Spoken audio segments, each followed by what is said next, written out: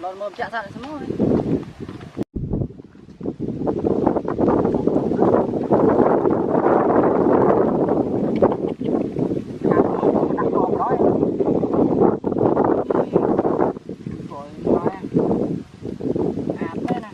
Rồi mai mới chóp à.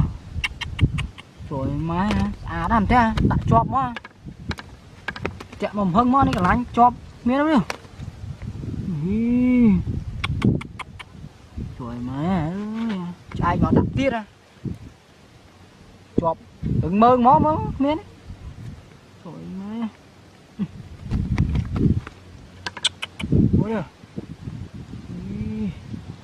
trời má xả ra đấy trời má cho vô thành châm mới cho lên với nó thôi trời má xả nó mới có bao luôn mơ trời má ơi à hạt mó à